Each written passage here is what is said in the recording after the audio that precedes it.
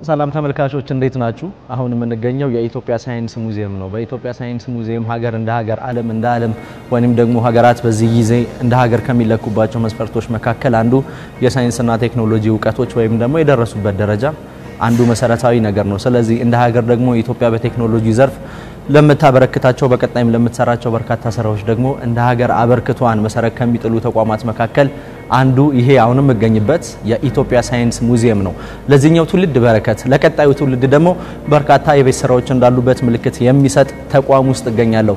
ቴክኖሎጂው እንደምንመለከተው በዚህ ጊዜ ሀገራት የሚወዳደሩበት ትምህርት፣ ጤና ተቋማት፣ ኢኮኖሚው በርካታ ነገሮች ያለ ቴክኖሎጂ መሰረት አይጣልባቸውም። ስለዚህ እንደ ሀገር እኛም የቴክኖሎጂ አበርክቷችንን በዓለም ለማስተዋወቅ እንዲሁም ደግሞ ዓለም የደረሰበትን የቴክኖሎጂ ደረጃ ደግሞ ለመድረስ እንደነዚህ አይነት ተቋማት ትልቁ መሰረት ይጥላሉ። ሰላም ተመልካቾች እንዴት ናችሁ? ፋና ቀለማት ነው። በፋና ቀለማት ሁሉ ጊዜ እንደምናደርገው መግቢያችንን በሳምንቱ የነበሩ ጉዳዮችን እኔ ሀውል ነግራችሁ ነው። ብቻዬን አይደለሁም። ባልደረቦች የሚያዘጋጇቸው በርካታ ጉዳዮች አሉ። እነሱን እናንተ ያደረስኩኝ እኔ አቤል እንዳቅሙ በሳምንቱ እንዴት አለፈ ቀጣዮቹን ደቂቃዎች ከናንተ ጋር ቆይታ አደርጋለሁ። ቆይታዬ ደግሞ የሚሆነው በኢትዮጵያ ሳይንስ ሙዚየም ነው። አብራችሁን ቆዩ።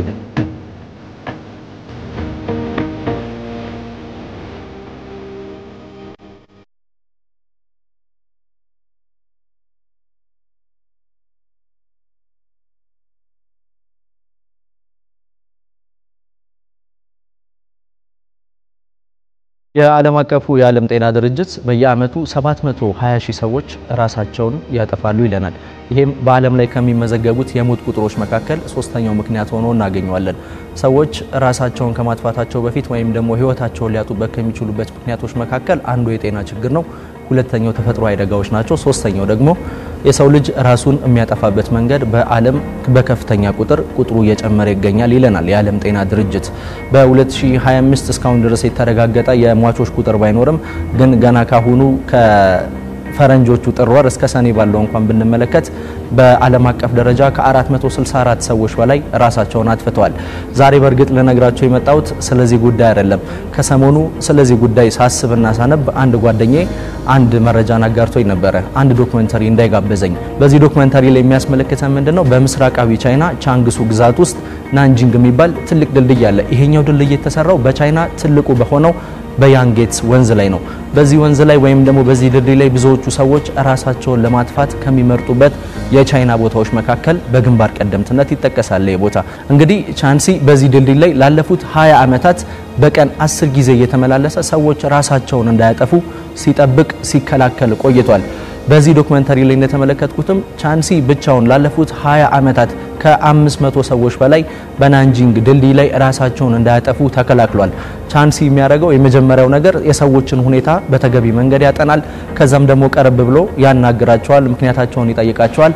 ከምክንያታቸው በኋላ ራሳቸውን ሊያጠፉ በዛ ቦታ ላይ እንደተገኙ ሲያረጋግጥ ግን ቻንሲ አካላዊ እንቅስቃሴን ወይንም ደግሞ ወደ ድልድዩ ዘለው ራሳቸውን እንዳያጠፉ ይጠባበቃል ማለት ነው።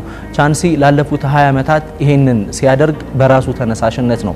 በርግጥ ዋነኛ ስራው በአካባቢው የተንቀሳቀሰ የአካባቢውን ሁኔታና ደህንነት ማስጠበቅ ሲሆን በተጨማሪ ነው ይሄንን ስራ የሚሰራው። በጣም የገረመኝ ነገር ልንገራችሁ። በዚህ ዶክመንተሪ ላይ ቻንሲ ሲናገር እንዳለው ከሆነ ሰዎችን ራሳቸውን እንዳያጠፉ ቦታው ላይ ተገኝተን ከመጠበቅ ይልቅ ራሳቸውን የሚያጠፉበት ምክንያት ቀርበን ብናዋራቸው በጣም በዓለም ላይ ቁጥር ወይንም ደግሞ ሰዎች ራሳቸውን እንዳያጠፉ ምክንያት መሆን እንችላለን። እኔ ብዙዎቹ ቀርብ ያናገርኳቸው ሰዎች አስገራሚ ታሪኮችን ነግረውኛል።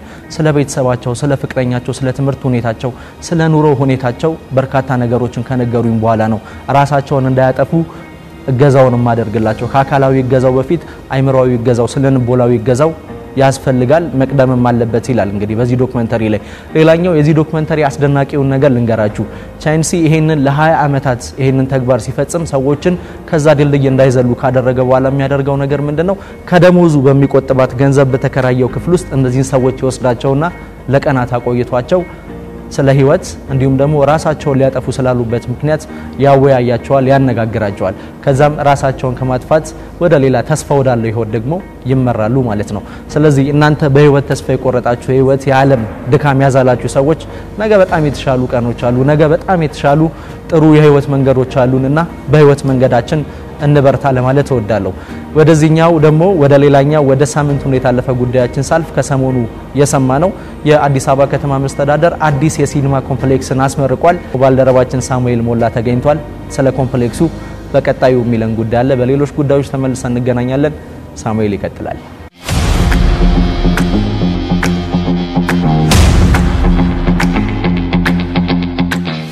ሰላም የፋና ተመልካቾች፣ አባይነህ ስዩም እባላለሁ።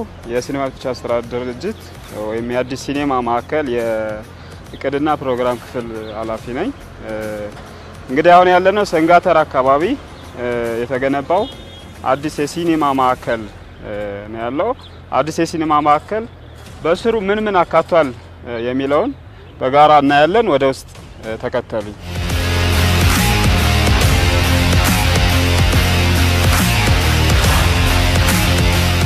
ጥሩ እንግዲህ አዲስ የሲኒማ ማዕከል ዋና መግቢያው ላይ ነው ያለነው። ይሄ ሲኒማ ቤት በጣም ለየት የሚያደርገው ደግሞ ህፃናትን መሰረት አድርጎ ለህፃናትን ታሳቢ አድርጎ የተሰራ የራሱ ልዩ አዳራሽ መኖሩ፣ ከዛ ውጭ ደግሞ ለኪነ ጥበብ ዘርፉ መሰረት ተደርጎ የኪነ ጥበብ ዘርፍ የራሳቸውን ስራ እዚህ ቁጭ ብለው እንዲሰሩ ስፔሻሊ በፊልም ኢንዱስትሪ ላይ የተሰማሩ የኪነ ጥበብ ባለሙያዎችን መሰረት ተደርጎ የተሰራ ሲኒማ ቤት መሆኑ ይሄ ለየት የሚያደርገው ጉዳይ ነው። በርካታ በስሩ ያቀፋቸው እንትኖች አሉ። ከዛ ውስጥ ግን አንደኛ ፎቅ ላይ የሲኒማ አዳራሽ ምን ይመስላል፣ የህፃናት ሲኒማ አዳራሽ ምን ይመስላል የሚለውን በጋራ የምናየው ነው የሚሆነው።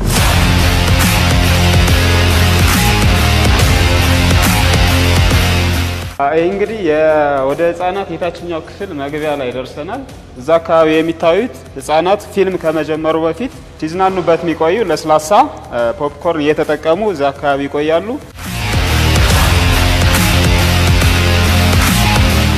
እንግዲህ አሁን ያለነው የህፃናት ሲኒማ አዳራሽ ላይ የታችኛው ክፍል ላይ ነው።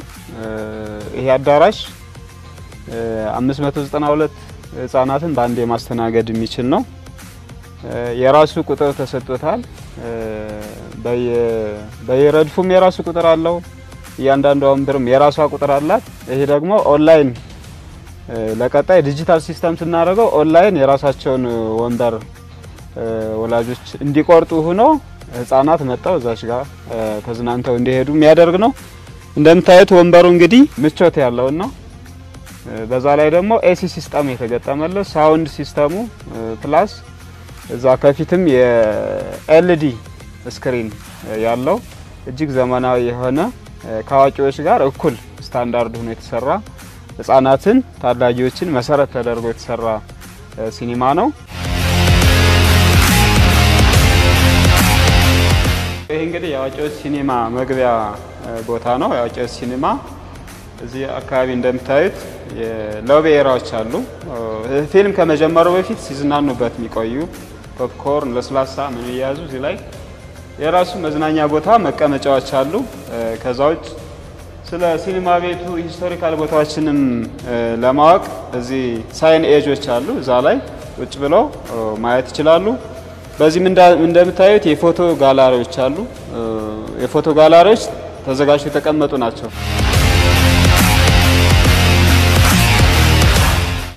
የአዋቂዎች ሲኒማ እንደምታዩት ወንበሩ እጅግ ኮምፎርቴብል በሆነ መንገድ ነው የተሰራው። አጠቃላይ የሲኒማ ወደ 887 ሰዎችን በአንዴ ማስተናገድ የሚችል ነው። ከላይ ቪአይፒ ጀምሮ እዚህ አዳራሽ ጋር ያለው ማለት ነው። ሳውንድ ፕሩፉ ባላንስድ ሆኖ የተሰራ ሲኒማ ነው። ከዛ ውጭ መቀመጫ ወንበር ጀምሮ እጅግ ኮምፎርቴብል በሆነ መንገድ የተሰራ የሲኒማ አዳራሽ ነው። እንግዲህ እዚህ ጋር ያለነው ትልቁና ዋናው የስዕል ጋላሪ ቦታ ነው ያለነው። እንግዲህ የምታዩቸው እነዚህ ስዕሎች የኢትዮጵያ እሴትን ባህልን የሚያስተዋውቁ ስዕሎች ናቸው ያሉ። አጠቃላይ ይሄ ቦታ በጣም ሂጅ እና ሰፊ የስዕል ጋላሪ ነው። በአጠቃላይ እንግዲህ ይሄ የሲኒማ ኮምፕሌክስ እነዚህ ቦታዎች በጣም የተመረጡ ቦታዎችን ብቻ ነው ያየነው። ሰዎች ማህበረሰቡ ወይም የኪነ ጥበብ ባለሙያው እየመጣ እዚህ ደግሞ ሲያየው ሞር ኢምፕረስ የሚሆንበት ቦታ ነው። ሰንጋተራ መሀል አዲስ አበባ መሀል ላይ ያለ የሲኒማ ኮምፕሌክስ ነው። ላይብራሪም አለው የስልም ጋላሪ የፎቶ ጋላሪ አለው ላይብራሪው መጥቶ ማንበብ የሚችልበትን ሁኔታ አለ ፕላስ ለፊልም አምራቹ ደግሞ ምቹ ሁኔታ የፈጠረ ነው ኑ ተዝናኑ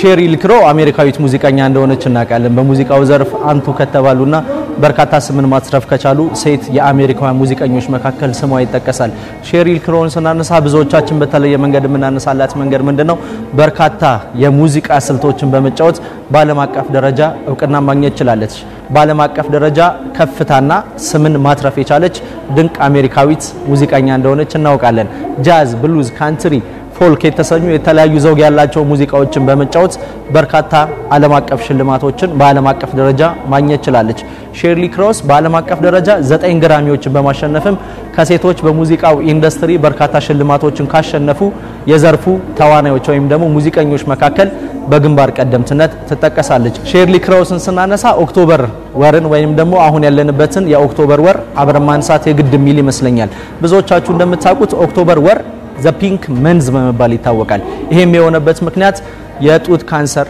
በሽተኞችን ግንዛቤ ለማስጨበጥ በትልቁ ሰፊ ስራ የሚሰራበት ወር እንደሆነ ይታወቃል ሼርሊ ክሮስን ደግሞ ስናነሳ 2006 ላይ ነበረ የጡት ካንሰር ህመም እንዳለባት ገና በ44 ዓመቷ የታወቀው ማለት ነው ሼርሊ ክሮስ 2006 ላይ ነበረ የጡት ካንሰር ህመምተኛ መሆኗን ያወቀችው ይሄንን ካወቀች በኋላ ግን በዓለም አቀፍ ደረጃ ለበርካታዎች ምሳሌ መሆን ይችላልች ለ4 ዓመት ከካንሰር ጋር ተታግላ ካንሰርን አሸንፋ ብዙዎቹን ካንሰርን ማሸነፍ እንደሚቻል ምሳሌ መሆን የቻለች የጥበቡ ዓለም ሰው እንደሆነችም ብዙዎች በዘርፉ ስሟን ሲያነሷት እንመለከታለን የመጀመሪያው የካንሰር ደረጃን መለየት ከተቻለ ከዛ በኋላ ደግሞ ቀሪውን የካንሰር ደረጃ ወይም ደግሞ ህመሙን ማሸነፍ እንደሚቻል ለብዙዎች በዓለም አቀፍ ደረጃ ምሳሌ መሆን ይችላልች የጡት ካንሰር ብዙዎቻችን እንደምናውቀው በዓለም አቀፍ ደረጃ ከ500,000 ሰዎች በላይ በየአመቱ ህይወታቸውን የሚያጡበት የበሽታ አይነት ነው በዚህም ደግሞ ሴቶች በስፋት በዚህ በሽታ ይጠቃሉና በዚህ ይሄንን ወር ስናነሳ ስለ ፒንክ ወር እናነሳለን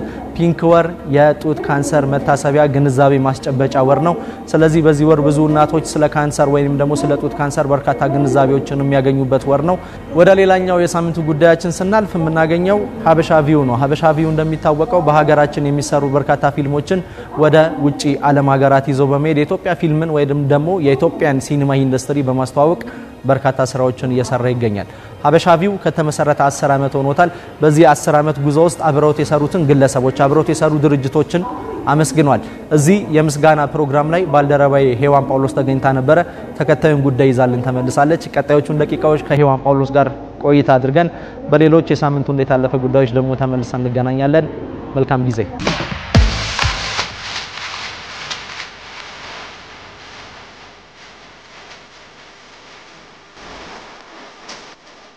አስረኛ ዓመታችን ስናከብር በጣም ደስ ብሎናል ምክንያቱም አላማውም ሲጀመር እዚህ እንደርሳለን ብለን ከዚህ እናልፋለን ብለን ገምተናል ግን መድረስና ማሰብ አንድ አይነት አይደለም እንደ ቴክኖሎጂ መስሪያ ቤትም ሲጀኛ ስንጀምር ገና ቴክኖሎጂም በደንብ አልሄደም ኔትፍሊክስ ያን 15 ዓመቱ ገና ነበረ እኛ ስንጀምር ማለት ነው እንደ ትንሽ ነገር ነው ያሰብነው በቃ ትንሽ አድርገን ሶስታችን ቁጭ ብለን ለምን አንጀምረውም ለምን ይሄን ነገር አናደርግም ትልቁ ምንድነው ውጭ ሀገር ለሚኖር ሰው የኢትዮጵያዊ ፊልሞች ራሱ በፈለገበት ሰዓት እንዲያይ ተመርጦ ቆንጆ ሆነ እሱ ብቻ ሳይሆን ደግሞ ለምሳሌ ልጆቻችን ቢያዩ የማይጎዳቸው በማለት የሚያስተምር ጥሩ እንፈልግ በማለት ነው እንግዲህ የጀመርነው በትንሹ ጀምረን ነው አሁን እዚህ የደረስነው 10ኛ ዓመት ለማክበርም ፌስቲቫሎች ለማዘጋጀት ጥሩ የሆነ አፕሊኬሽን አሰርተን ፊልማችን ዛሬ እንዲቀመጥ ከዛ ደግሞ ኢንተርናሽናል ደግሞ የኢትዮጵያን ፊልም ዲስትሪቢዩት በማድረግና በማስተዋወቅ ላይ ያለነው ማለት ነው ተስፋዬ ሲማ በጸጸት ፊልም አክቲንግ ላይ ተሳትፏል እጅግ አድርገን እናመሰግናለን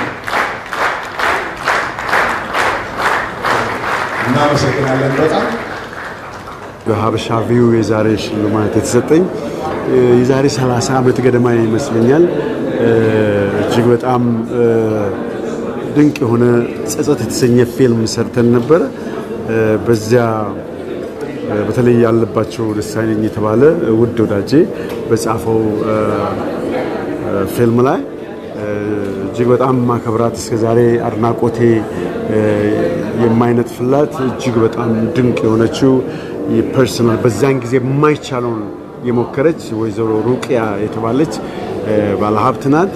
ፕሮዲዩስ ያደረገችው በዛ ጊዜ ባለሀብት ስንል እንዳሁኑ ሚሊዮን ምናምን አይደለም፣ ግን ወደ 50 ሺህ ከዛ በላይ በማውጣት ይህንን ፊልም በ35 ሚሊ ሜትር በማድረግ ሀገር ውስጥ በመጀመሪያ ደረጃ በግለሰብ እንዲታይ የሞከረች የጣረች በኋላም ነገሮች ሳይሳካ ሲቀር ወደ አሜሪካንም ወደ ካናዳም በመሄድ ይህንን ፊልም እንዲታይ ያደረገች ነው። በዚህ ነው ጸጸት በተሰኘ ፊልም ውስጥ የህግ ጠበቃ ሆኜ ጫወት ስለነበር ያኔ ገና ብዙ ፊልሞች በኢትዮጵያ ብዙ አልተሰሩም።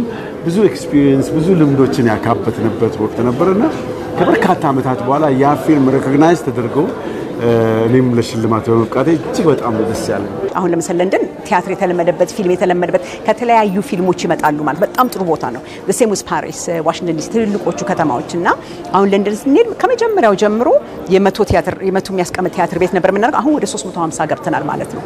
እና ሁሉ ጊዜ ባለም ተመልካቹ አንደኛ ፊልሙን ለማየት ይመጣል፣ ሁለተኛ ደግሞ መገናኛም ሆኗል ማለት ነው። አሁን በአመቱ አበሻቪው ያዘጋጃል ሲባል ሰው ተሰባስቦ ይመጣል። እኛም ደግሞ በጣም እንጠነቀቃለን። ምን መርጣቸው ፊልሞች ያ ሰው መተከፍለ 25 ብር 35 ፓውንድ ከፍለና 2 ሰዓትን አጥፋ ስንለው በጣም መጠንቀቅ አለብን ማለት ነው። ፊልሙ ቆንጆ መሆን አለበት፣ ሰብታይትል መኖር አለበት፣ መጣኝ መሆን አለበት። እንደዛ ተጨንቀን ስለምናመጣ ብዙ ጊዜ በጣም ተቀባይ ያለው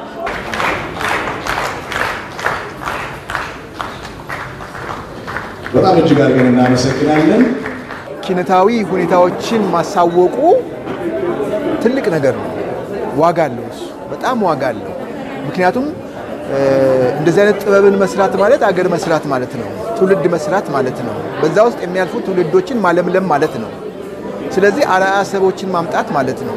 አፊኒ አይደ የሰራሁት አፊኒ ፊልም ላይ ነው። ያው ካራክተሯ የግሩም ኤርሚያስ ልጅ ሆኜ ነው የሰራሁት። ትንሽ የገጠር ልጅ ነው። እውነት ለመናገር አልጠበቅኩኝም። ሌሎች የተሸለሙ ሰዎችን በጣም ትልልቅ ስለነበሩ አልጠበቅኩኝም፣ ግን ያው በጣም ደስ ብሎኛል። ስሜ ዲጎስፋ ሳይሆን ዲጎፋሲ ነው። እየሰሩ ያሉትን በጣም ያበረታታል። ጥሩ ቆንጆ ስራ ለመስራት ለነገም ለሚመጣውም ትውልድ ለኛ ጥሩ ነገር እንትን ለማድረግ ያበረታታል ብዬ አስባለሁ። ደመላክ አይደለም አንተ የጠገበች ትንኝ ስትበል አሬት ነው ሰዳችሁ ጨነቀኝ። የተሸለምኩበት በገመሃሊያ ፊልም ነው። በሲኒማቶግራፊ የተሸለምኩት። ከካሜራ ጀርባ ላለን ሰዎች እንደዚህ አይነት ማበረታቻ ሲሰጠን ያው በጣም ቀጣይ የተሻለ ነገር ሰርተን እንድንመጣ ያደርገናል። ያው ገመሃሊያ ፊልም ላይ በጣም ለፍተናል። የተሻለ ነገር ደግሞ በሚቀጥለው ጥሩ ነገር ይዘን እንመጣለን። የሰጠን ስራ አጠቃላይ በጣም እጅግ አድርገን እናመሰግናለን።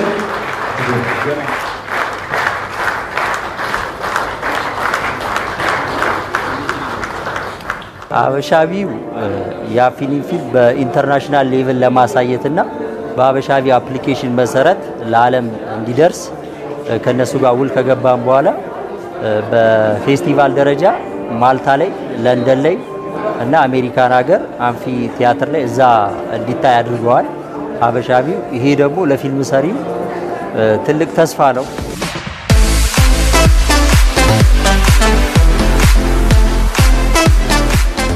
ተመልካቾቻችን ስትመለከቱት እንደነበረው ሀበሻቪው 10ኛ ዓመት የምስረታ በዓሉን ምክንያት በማድረግ በሀያት ሪጀንሲ ሆቴል ሲያከናውን የነበረው የሽልማትና እውቅና የመስጠት መርሃ ግብር ይሄን ይመስል ነበረ። ጥሩ ጊዜ እንዳሳለፋችሁ እናስባለን። በተለይ ደግሞ ኪነ ጥበቡ እንደዚህ የሚደግፉ ትልልቅ ተቋማት ደግሞ መኖራቸው የሀገራችንንም የፊልም ኢንዱስትሪ ያበረታታል ያሳድጋልና ይበል ብለናል። ሰላም። የተለያዩ የተሰጠው ውድድር መድረኮችን በማዘጋጀት ፋና ሚዲያ ኮርፖሬሽን ብዙዎችን ከህልማቸው አድርሷል። አንደኛው ፋና ላምሮት ነው። ፋና ላምሮት እናንተ ተመልካቾቻችንም እንደምታውቁት ቅዳሜ ከ6 ሰዓት ጀምሮ በቀጥታ ስርጭት ወደ እናንተ እየደረሰ በርካታ ለሙዚቃዊ ኢንዱስትሪ ስም ያላቸውን አዳዲስ ወጣቶችን ወደ ሙዚቃዊ ኢንዱስትሪ መቀላቀል የቻለ እናንተ የምትዝናኑበት እኛም ደግሞ እንደ ተቋም የምንኮራበት የምንሰራው ደስ ብሎን የምናዘጋጀው የመዝናኛ ዝግጅታችን ነው። በዚህ የፋና ላምሮት ዝግጅታችን በርካቶች ከህልማቸው ተገናኝተዋል። በርካቶች በኢትዮጵያ የሙዚቃ ኢንዱስትሪ ላይ የራሳቸውን አሻራ ለማኖር አንድ መንገድ ወይም ደግሞ ዋነኛውን መፈተኛ መንገድ አልፈው ለሙዚቃው ኢንዱስትሪ የራሳቸውን አበርክቶ እያደረጉ እየቀጠሉ እንደሆነ እናውቃለን። ሌላኛው ፋና ሚዲያ ኮርፖሬሽን የሚሰራበት የተሰጠው ውድድር ደግሞ ፋና 80 ባህላዊና ዘመናዊ የዳንስ ውድድር ነው። ከተጀመረ 3 ምዕራፎችን አካሂዶ አሁን ደግሞ በዚህ በያዝነው ሳምንት ለመጀመሪያ ጊዜ የሶስቱ ምዕራፍ 4 ምርጥ አሸናፊ ቡድኖችን በመያዝ የመጀመሪያውን የአሸናፊዎች አሸናፊ ውድድር በዚህ ሳምንት ጅማሮን ያደርጋል። ስለዚህ እሁድ ከፋና ቀለማት መጠናቀቅ በኋላ ፋና 80ን እንድትከታተሉ በአክብሮት እንጋብዛችኋለን። በዚህኛው ሳምንት ደግሞ የሰማነው ክርስቲና ኤልያስ ወደ ሞስኮ በማቅናት የ2025ቱን ማይ ጄኔሬሽን ሚውዚክ ኮንቴስት ላይ ኢትዮጵያን በመወከል ተሳትፋለች። ስለሱ በቀጣዩ ዝግጅት ሲሳይል የምትለን ይኖራል። እሱን ተከታትለን ተመልሰን እንገናኛለን። መልካም ጊዜ።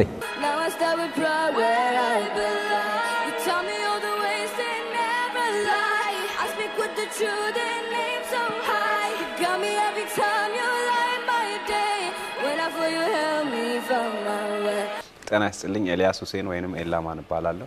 ሰላም ጋይስ እንዴት ናችሁ? ስሜ ክርስቲና ኤልያስ ይባላል። ዛሬ ከፋና ቀለማት ጋር ጥሩ ጊዜ እናሳለን። በራሴ ፍላጎት ነው ግን እሱም እኔ እንደሆን በጣም ጥሯልና እንዲያቅፎ ነው ራሱ ማይክ ላይ መጀመሪያ ዘፈን ያሰራኝ እና ዘፈኑ የመጣው ባባቴ ነው። አንደኛ በጣም ደስ የሚል ነገር ነው። ሁለተኛ ያለሽን ነገር የሚጋራ ሰው ስታገኚ አስበልጦ ካንቺ አጉልቶ የሚያሳይ ነገር ስታገኚ በጣም ደስ ይላል። የመጀመሪያ የዘፈንኩት ዘፈን ኤልያስ ያባቴ ይባላል። ሙሉ ዘፈኑ ኤልያስ ያባቴ እንዲህ ነው። ኤልያስ ያባቴ ኤልያስ ያባቴ ኤልያስ ያባቴ ኤልያስ ያባቴ የመጀመሪያ ቀን ያወጣችሁን ቶን ስለማቃት በዚህ ሌቭል እዚህ ደረጃ ላይ ትደርሳለች ብዬ አላስብም ነበር። ግን ይሄ ሙዚቃ ሊያደርሳት ነው የሚባለውን ነገር አንዳንዴ ኢትዮጵያን አስወክሎ ውጭ ሀገር ማስኬድ ማለት ትልቅ መልስ ነው። ማንም ሳይወጣ ማንም ሳይወድ እኩል አንድ ሆነን በመዋደድ ሳንገፋፋ ሳንለያይ እንኑር በፍቅር በኢትዮጵያ።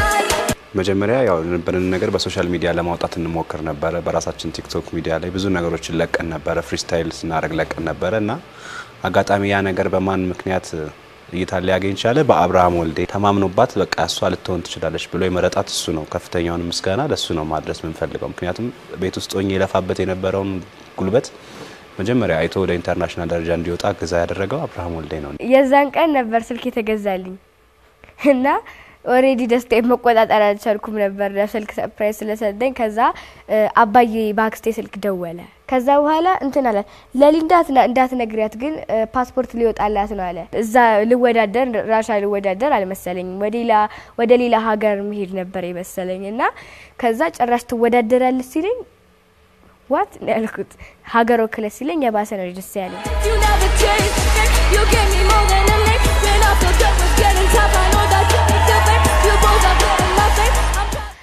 ሰባት ቀኑ አወር ጄኔሬሽን የሚያዘጋጀው ዝግጅት በጣም ደስ የሚል ዝግጅቶች ነበርና ፋን አክቲቪቲስ እንሰራለን፣ ስዕል እንስላለን፣ የራሳቸው የባህል ትራዲሽን ዶል አላቸውና እሱን እንስላለን፣ ጊፍት ይሰጡናል ምናምን እና በሁሉም ነገር ይቀርጻሉ እና ካሜራውን ራሱ ረስተነው ነው በቃ አውር ሰልፍ ነው ምን ሆነው ላይክ ዳንስ የሚችሉት አሉ ዳንሶችን ለማመዳቸዋለን ወይ ለማመዳለን። ከዛ ሌላ ቀን ፕራክቲስ እናደርጋለን። ከዛ ሪሄርሱ ከ3 ቀን በፊት የሚጀምረው ሪሄርሱም ለሁላችንም እንትን ያለን እየጮህን እኔ ሁለተኛ ማቅረብ የጠቀመኝ ከቱም ድምጽ ይዘጋ ነበር መጨረሻ ባቆም በጣም ስለምጮህላቸው ማለት ነው።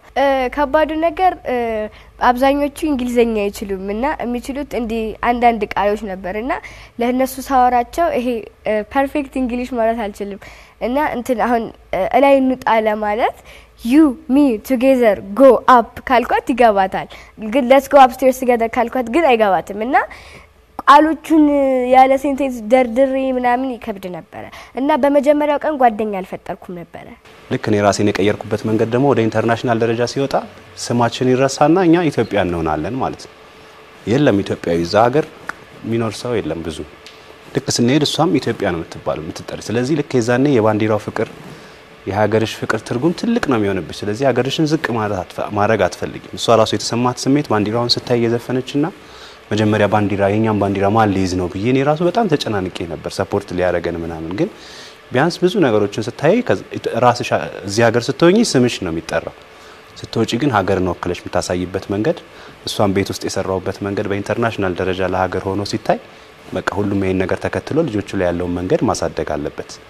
መጀመሪያ ሁላችንም በሀገራችን ነው የምንጠራራው ምክንያቱም ስማችን ከአክሰንታችን ጋር አይሄድም እና ሞንጎሊያ ራሱ ስሟን ለማለት ይከብዳል ለዛ ሞንጎሊያ ብዬ ነው የምጠራት ሁሉንም በሀገራቸው ነው የምጠራቸው የሚጠሩኝም እና በሀገራችን ስንጠራ ሁላችንም ስለምንጠራ ደስ ይለናል አባቴ የኔ ጋሻ ሀገሬ ፍቅሬ ነሻ በፍቅር እጓዛለሁ አምናለሁ እደርሳለሁ እየዘፈነች ራሱ ለእያንዳንዷ ትንፋሿ አጨነቃለሁ ሌሎቹ እንዳልኩሽ እንደ ወላጅ ማየትና እንደ ባለሙያ ማየት እነሱ እንደ ፕሮፌሽናል ነው የሚያሰሯቸው ኢቭን ለ3 ሰዓት ብቻ ተኝተው ጧት ተቀሰቅሷቸዋል ምናምን እኔ ግን የሆነ ሰዓት መቀስቀሱላ በቃ ከበደኝ እንዴት ብዬ ልቀስቅሳት ማታ እስከ 8 ሰዓት አስመሽቷቸው ጧት 12 ሰዓት ላይ ቀስቅሰው ኑ እንሂድ እንዳልኩሽ እንደ ወላጅ እኔ ማሰብ ከበደኝ ከዛ ግን ኔክስት ላይ ያን ነገር ሳይ አሁን ግን ፕሮፌሽናሊ ማሰብ ሲጀምር ብዙ ዲሎች መምጣት ጀመሩ አብራቸው የምትሰራቸው ብዙ ሰዎች እንዳልኩሽ ቅልጥፍናው አማሪፍ ስለሆነ አብራቸው ስራ እንድትሰራ የሚፈልጉ ሰዎች አሉ እዚህ ኢንዱስትሪ ውስጥ ደግሞ አስገብተሽ እንዳልኩሽ ባለው ስም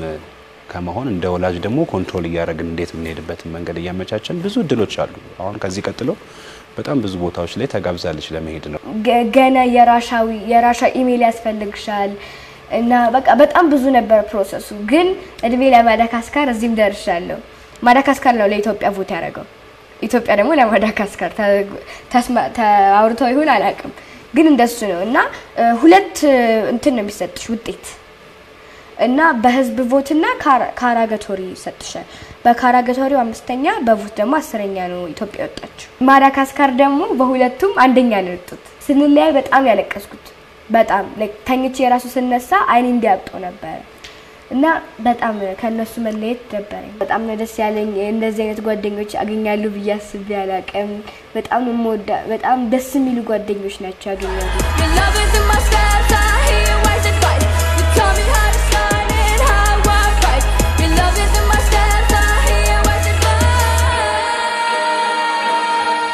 አሁን ኢትዮጵያ በሷ ሲወከል ሲጠራ ሳይ ምን አይነት ስሜት እንደተሰማኝ ባብ ነው አይዲያ ምክንያቱም ኢትዮጵያ እኔን ሰይድ ፋዘር ኦፍ ኢትዮጵያ ነበር የሚሉኝ ይሄ ማለት እንግዲህ እዚህ ላለ ሰው ምን እንደሚገባ አላቅም እዛ ስትሆኝ ግን የኢትዮጵያ አባቱ ተብሎ መጠራት ማለት ትልቅ ነገር ነው ከዚህ በላይ ክብር የለም ስለዚህ ኢትዮጵያ የምትባለው ነገር እሷ ናት የሚለውን ነገር እንዳያርጎኛል ስለዚህ እሷ ጥሩም ጎበዝም ፐርፌክትም ንጹህም ችሎታም ኖራት እንድታድግ ኢትዮጵያ ላይ ሰው እንደሚሰራ ያህል ሰው ልጁ ላይ መስራት እንዳለበት ተምሬያለሁ በደንብ ማለት ነው አባዬን ከዛ እንዳለ ቤተሰቦቼን ከዛ ጓደኞቼ የዚህ ኢትዮጵያ ያሉትን ጓደኞቼ በጣም ውለታን ያረጉልኝ 10 ቀን የቀረውት ከተመት ቤት በእንትን ምክንያት ማለት ነው እና እንዳለ ኖቴን በሁለት ቀን ጽፈው ነው የጨረሱልኝ እና እነሱንም በጣም ነው ማመሰግነው ባልጨርስ ኖሮ የሚመጣብኝ እንጉድ እኔ ነኝ ማቀው እና እነሱንም ቴንክ ዩ ራሻም አብርሃም ወልዴ በጣም አመሰግናለሁ ስለመረጥከኝ እኔን ባትመርጠኝ ኖሮ እኔም እዚህ አልገኝም ነበር አሁን ለሷ ላይ ትኩረት አድርጌ እንድሰራ ሌላ ነገር እንዳያስጨንቀኝ ያገዘችኝ እናቴ ናትና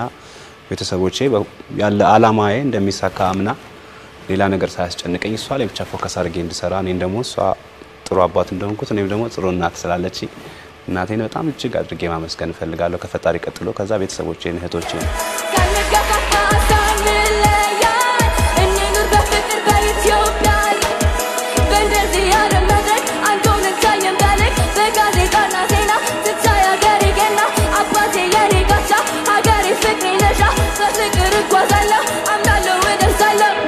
የሳምንቱ እንዴት አለፈ ቆይታዬን ስጀምር በኢትዮጵያ ሳይንስ ሙዚየም እንደምገኝ ቀደም ብዬ ነግሬያችሁ ነበር እውነት ለመናገር ይሄንን ስፍራ ለመጀመሪያ ጊዜ ነው የተመለከትኩት አይቼው በጣም ልብ የሚያኮሩ ወይንም ደግሞ መንፈስን የሚያስደስቱ በርካታ ነገሮችን ተመልክቼበታለሁ እንደ ሀገር ወደፊት ልንሰራቸው ላሰብናቸው እንደ ሀገር ወደፊት ልንደርስባቸው ያሰብናቸው እንደ ሀገር ወደፊት ሀገራችን ኢትዮጵያ በቴክኖሎጂ ዘርፍ የቱ ጋር ተቀመጣለች የሚለውን መልከታ የሚሰጥ እንዲሁም ደግሞ የወደፊቱን በእጅጉ እንድናፍቅ ከሚያደርጉ ቦታዎች መካከል አንዱ የኢትዮጵያ ሳይንስ ሙዚየም እንደሆነ እኔ ዛሬ ተገኝቼ በጎበኘውበት ወቅት የሳምንቱ እንዴት አለፈ ጉዳያችንን እኔ እዚህ ላይ ላብቃ የፋና ቀለማት ጉዳዮች ግን ከሐሰን አብራር ከይትባረክ ከበደና ከሳምራይት ተወልደ ጋር ከናንተ ጋር የረፍት ቀናችሁን እያደመቁ ቆይታ ያደርጋሉ ቀሪውን ሰዓት ለነሱ ሰጣለው የሳምንቱ እንዴት አለፈ ጉዳዮች እነዚህ ነበሩ በሳምንት በሌላ የሳምንቱ እንዴት አለፈ ጉዳዮች ደግሞ እንገናኛለን መልካም ጊዜ ይሁንላችሁ መልካም የረፍት ቀን ሰላም